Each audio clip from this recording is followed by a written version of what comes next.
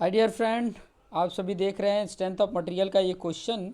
और ये जो क्वेश्चन लिया गया है ना, ये कंबाइंड डायरेक्ट और बेंडिंग स्ट्रेस जहाँ पे फाइंड आउट करना होता है वहाँ से ये क्वेश्चन लेकर लिया गया है।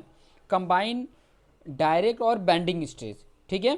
तो सबसे पहले तो क्वेश्चन पढ़ते हैं। कुछ फिगर तो मैंने बनाए हैं और आपको समझा भी देता हूँ किस तरीके से बनाया है। देखो, बोला है कि hollow rectangular column. Hollow rectangular column मतलब ये वाला जो पोर्शन है आपका, ये आपका नहीं है, ये खाली है। ये वाला जो पोर्शन है ना, ये क्या है, खाली है, ये है ही नहीं है। समझ में आया? इतना नहीं है, सिर्फ ये सेक्शन दिख रहा हुआ है, ये सेक्शन है, ठीक है। कॉलम का टॉप व्यू देखोगे ना तो इस तरीके से दिखेगा। ये बीच में जो मैंने अभी आपको बताया है, ये क्या है, खाली है, ठीक है, कुछ नहीं है। यहाँ पे बोला है कि उसकी जो डेप्थ है, मतलब उसका ये लेंथ बोल सकते हो 120 सेंटीमीटर है। देखो 120 सेंटीमीटर में इसको एमएम में बना लेना, ठीक है। आपने इसे क्या कर लेना है, एमएम में बना लेना है, ठीक है। जैसे यहाँ पे मैं लिख भी दूँ, यहाँ पे अगर मुझे लिखना है तो मैं लिख देता हूँ बी इक्वल टू कितना है, 80 सेंटीमीटर है, तो ये क्या हो जाएगा, 800 mm हो जाएगा, ठीक है। और उसके बाद अगर मुझे लिखना है इसका डेप्थ, मतलब डी लिखना है, तो वो कितना हो जाएगा, 120 सेंटीमीटर दिया है तो वो हो जाएगा 1200 mm। ये आ गया, उसका डेप्थ आ गया, ठीक है। अब यहाँ पे क्या क्या चीज़ें दी हुई है वो चीज़ें देख देते हैं कि ये जो लोड है, देखिए, और 15 सेंटीमीटर थिक है। जैसे देखो 15 सेंटीमीटर थिक है। मैं एक काम करता हूँ ना कि ये जो है ना, क्योंकि ये इन अंदर वाला भी डायमीटर लिखना होगा तो इसको कैपिटल में मैंने लिख देता हूँ। ये कैपिटल बी है और ये कैपिटल डी है, ठीक है। अभी स्मॉल देखो थिकनेस दिया है, टी जो दिया है ना, टी थिकनेस दिया है, कितना दिया है, 15 सेंटीमीटर दिया है। तो इसको भी एमएम में बना लो, 150 mm हो जाएगा।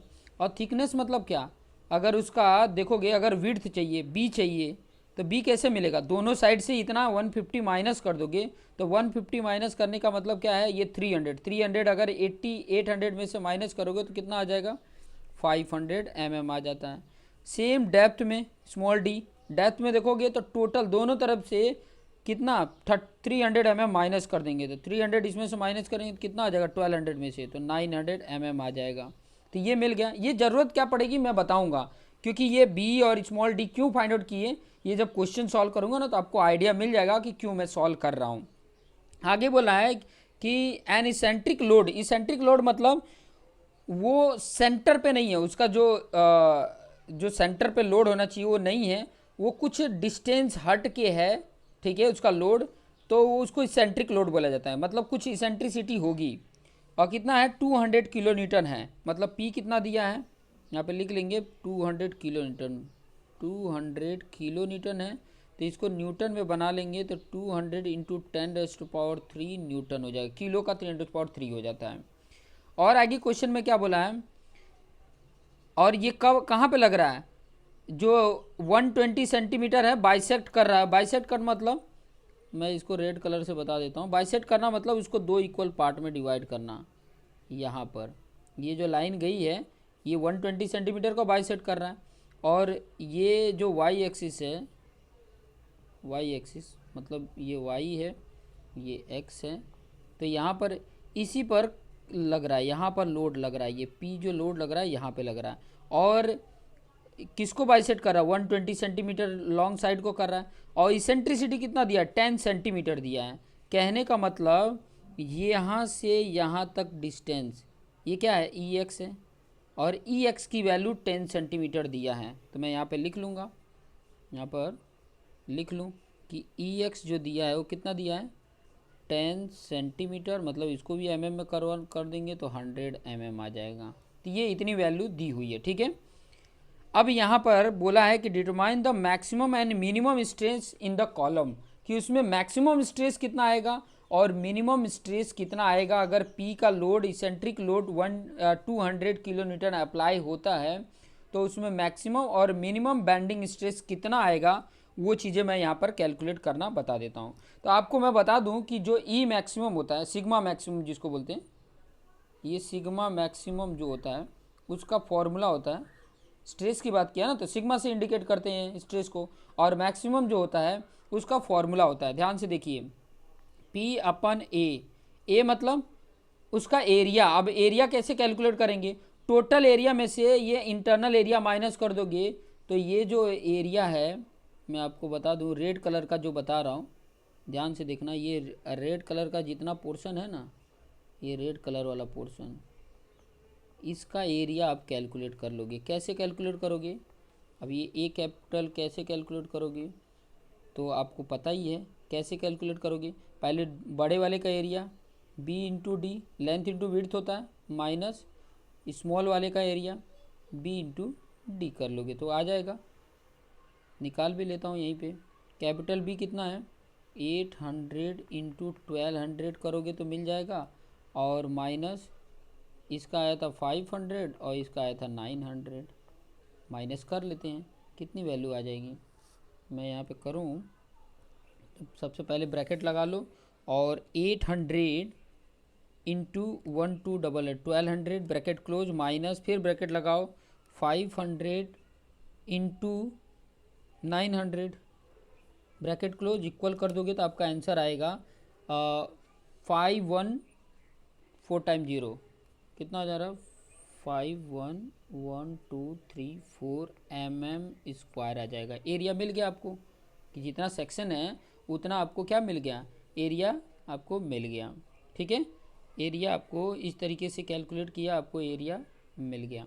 ठीक है, अब फॉर्मूला क्या होता है, देखो यहाँ पे पूरा अधूरा ही लिखा था फॉर्मूला, P अपन A plus M upon Z। अब ये Z क्या होता है, ये भी बहुत इंपॉर्टेंट है कि Z जानना, Z होता क्या है। ठीक है, तो Z की बात बताऊं तो I अपन Y करते हैं ना तब आता है Z, वो भी मैं बता देता हूँ। अब देखो P तो आपके पास है 200 इंटू 10⁻³ न्यूटन है, एरिया हमने निकाल लिया, ये एरिया निकाल लिया।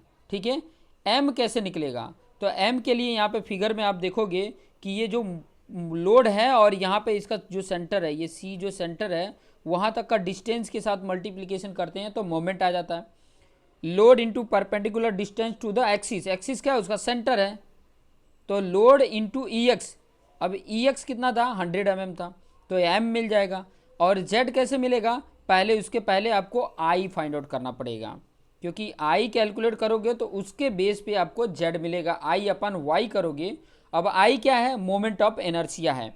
अगर आपने कैलकुलेट करना नहीं सीखा है तो पहले आपको कैलकुलेट करना पड़ेगा, तो मैं यहाँ पर आपको बता देता हूँ कि i कैसे कैलकुलेट करेंगे। देखो ये फॉर्मूला है, ई मिनिमम का भी बता देता हूँ, सिंपल सा है कि देखो P अपन A, इसमें प्लस की जगह पर माइनस हो जाता है बस, और कुछ नहीं है, यही दो फॉर्मूला है। ठीक है, मिनिमम स्ट्रेस और मैक्सिमम स्ट्रेस, ये आपको ये फॉर्मूला है, इस फॉर्मूले का यूज करना है और सॉल्व कर देना है। तो सबसे पहले तो P और A है, M और Z फाइंड आउट कर लेते हैं।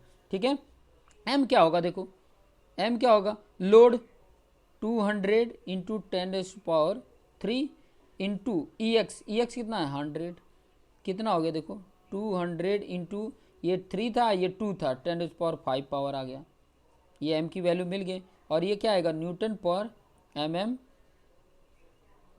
मोमेंट है ना तो न्यूटन इंटू mm होता है, न्यूटन इंटू, क्योंकि मोमेंट है, देखो हमने वही किया ना, ये इसका न्यूटन और इसका mm, तो न्यूटन इंटू mm हो गया, ये उसका मोमेंट आ गया, मोमेंट भी निकल के आ गया। इसको हाईलाइट करना है तो हाईलाइट भी कर सकते हैं, मैं इसको हाईलाइट कर देता हूँ, ये हाईलाइट हो गया। ठीक है, उसके बाद से आई पहले फाइंड आउट करेंगे फिर जेड मिलेगा, मतलब जेड की वैल्यू जो होती है ना आई अपन वाई होता है। अब ये वाई क्या होता है, तो फिगर में मैं आपको बता दूं कि आई जो होता है, ये फिगर को ध्यान से देखो, आई जो होता है यहाँ से यहाँ तक के डिस्टेंस को वाई बोलते हैं, ये वाला डिस्टेंस वाई होता है। तो मतलब 1200 है तो उसका हाफ कितना हो जाएगा 600, तो वाई की वैल्यू कितनी आ गई 600 आ गई। तो यहीं पे कहीं लिख भी सकते हो y = 600 mm, कैसे आया, जो उसका डेप्थ था उसका हाफ कर दिया, वही हो जाता है उसका y। अब i जो कैलकुलेट करना वो बता देता हूँ पहले नंबर तो i जो मिलता है वो कैसे मिलेगा, देखो इसमें हॉलो है। ठीक है, अगर सिर्फ एक रेक्टेंगुलर होता है तो BDQ/12 होता है, लेकिन हॉलो है तो वो कैसे मिलता है, हॉलो को अगर निकालोगे, हॉलो अगर रहता है तो उसको कैसे निकालते हैं, तो यहाँ पे मैं बता देता हूँ, BDQ/12 माइनस स्मॉल BDQ/12 12, ये फॉर्मूले से आपका निकलेगा। तो आपको सारा वैल्यू पता ही है। इसकी वैल्यू कितनी है 80 इंटू 1200 क्यूब अपॉन 12 माइनस ये 80 नहीं, वो 800 है, ठीक है। और ये 500 है इंटू ये 900 क्यूब अपॉन 12। अब इसको सॉल्व कर लो। इसको सॉल्व करोगे तो क्या आ जाएगा, आप एक एक को सॉल्व करो। पहले नंबर तो इसके ऊपर का सॉल्व कर लो। नीचे 12 है तो इसकी वैल्यू माइनस इसकी वैल्यू कर लो। तो मैं देखो 10⁻, देखो मैं आपको बता देता हूँ। सबसे पहले तो 900 का क्यूब करो, ठीक है, या ब्रैकेट में ले लो, फिर बाद में 800 लिखो इंटू 1200 और उसका क्यूब कर लिए, ब्रैकेट क्लोज, माइनस करो, ब्रैकेट में फिर क्या करो 500 लो इंटू 900 का क्यूब लिए, ब्रैकेट क्लोज, वैल्यू आ गई। और उसके डिवाइड बाय 12 कर दो, डिवाइड बाय 12 कर देंगे तो आपकी वैल्यू आ जाएगी 8 अभी इसकी पूरी वैल्यू मैं बता देता हूँ, मैंने कैलकुलेट कर लिया है, डायरेक्ट इसकी वैल्यू आपको बता देता हूँ कितना आया है। 8.4825 इंटू 10⁻10 है, ये दिया हुआ है, ठीक है, ये दे दिया। और ये किस में आ गया, mm4 में आ गया, ठीक है। ये वैल्यू कैलकुलेट किया, ये वैल्यू मेरी आ गई आई की वैल्यू। फिर z की वैल्यू कैसे करेंगे, i/y, मतलब ये जितनी वैल्यू आई है 8.4825 इंटू 10⁻10 डिवाइड बाई 600 होगा, अभी बताया था मैंने y की वैल्यू। तो ये कितना हो जाएगा, इसमें वैल्यू मैं डिवाइड कर देता हूँ, मेरा कैलसी में वो वैल्यू है, डिवाइड बाई 600 कर दिया। आपकी वैल्यू आ गई कितनी, आपकी वैल्यू आ गई 1.41 इंटू 10⁸8, ये वैल्यू आ गई। mm⁻, क्या हो जाएगा, ये देखो एक mm था, एक mm का 3 हो जाता है, इसका mm³ होता है। z की वैल्यू जो होती है mm³ आ गई। तो वो मैक्सिमम सारी वैल्यू हमने कैलकुलेट कर दिया, अब तो सिर्फ वैल्यू पुट करना है। अभी ये वैल्यू क्या करना है, सारी वैल्यू पुट करो और फटाफट सॉल्व कर लो। आप अगर मेरे साथ लिखते गए हो तो आपके सामने आपके नोटबुक में सारी वैल्यू होगी, आप वो सारी वैल्यू के अकॉर्डिंग कैलकुलेट कर लोगे। देखो सारा वैल्यू मेरे पास है। अब मैं क्या करूँगा, इसके बाद डायरेक्ट मैं यहाँ पे वैल्यू पुट करूँगा, डायरेक्ट वैल्यू यहाँ पर मैं पुट कर देता हूँ। पहले तो फॉर्मूला लिख लेता हूँ और वैल्यू लिखते जाता हूँ तो अच्छा रहेगा आपके लिए। क्या करूँ मैं, सिग्मा मैक्सिमम का फॉर्मूला क्या है, P/A प्लस M/Z, ये मैक्सिमम का है, प्लस लग जाता तो मैक्सिमम। अब P तुम्हारा कितना है 200 इंटू 10⁻3, एरिया कितना आया था 51, और आई थिंक मेरे ख्याल से 4 जीरो थे, 51 के बाद इंटू 10⁻4 कर लो, फिर प्लस M की वैल्यू कितना आया था, M की वैल्यू आपका आया था 200 इंटू 10⁻5 आ गया था। और इसकी Z की वैल्यू कितनी आ गई, यहीं पर है 1.41 इंटू 10⁻8। अब इसको अलग अलग सॉल्व करके लिख लो यहाँ पे, ठीक है। सबसे पहले तो ये जो वैल्यू दी है ना, देखो ये वैल्यू नीचे का 1.41 इंटू 10⁻8 मेरे पास है।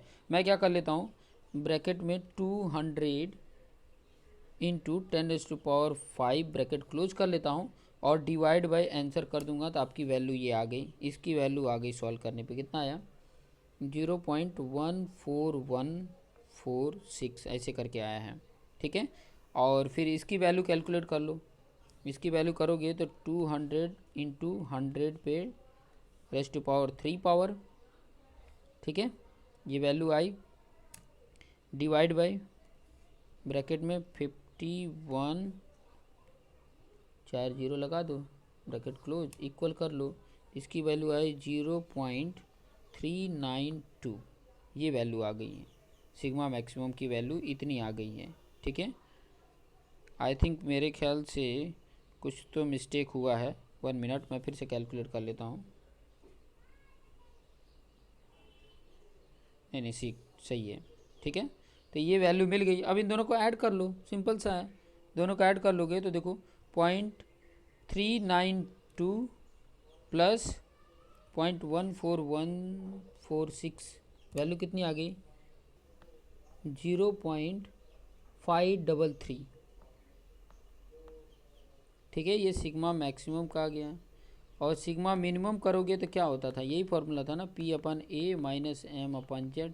तो ये वैल्यू तो सिंपल सा है, इसमें से इसको माइनस कर दो, 0.392 माइनस 0.14146 माइनस करो, देखो कितना आ रहा है। माइनस करते हैं, 0.392 माइनस 0.14146 कितना आ गया 0.25054।